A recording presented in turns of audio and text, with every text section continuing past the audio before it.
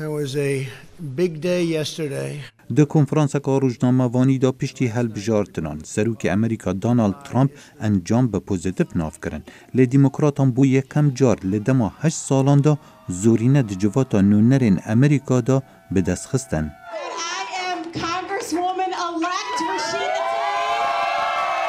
This was a great victory for us. اف سرکفتنک آمازون بو بومه. جارکادی درباره گهشتن بر ریکفتنان روشامه باشتره جبرکو از باوردکم اگر دیموکرات بخوازن ریکفتنا بکن ام ده هجمارک زور قانونان پسند بکین.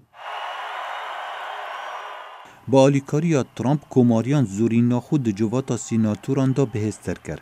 لی دموکرات وان انجام هلبژارتنان به نشانه که هشداری سروکی دبینن او حول داده دوباره هلبژارتنا خو لسال 2020 مسوگر بکد. سیناتور دموکراتان چاک شومر دبیجد کماریان دنگین جنان که ماهیان و دنگین دورن در وی باجیران لسرانسری ولاتی جدازان. دوی اف دنگه کماریان و ترامپی لسال 2020 نگران بکن.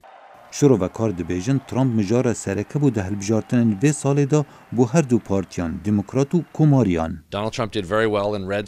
روشا ترامپ الولایت کماری و هند باجاران زور باش بو لی دموکراتان سرکفتنین خواه لگوندواران آوا کرن و گل کسین سپیل دیجی ترامپ درکتن.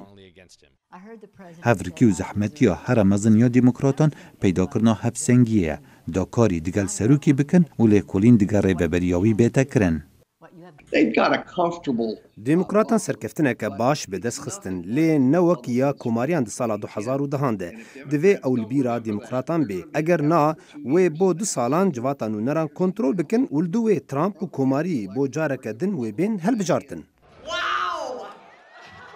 دموکراتان چندین پستن فرماندارن ولایتان به دست و اینان و رنگ و آلیکاری آوان بکد ده هلبژارتنین سروکایتیه دا. دموکرات لهندک ولایتان سرکفتن. لسال 2016 ترامپ سرکفتی بو. لمیشیگن و ویسکانسن و پنسیلوانیا بربجارن دموکراتان نرمره بون. و اگر لسال 2020 بربجارن درست هبن دی سرکفن. لما ها یک دموکرات و هفسنگی ها هزه لواشنطن بگوهارن پشتی پرانیا جواتا نونران به دست خستین.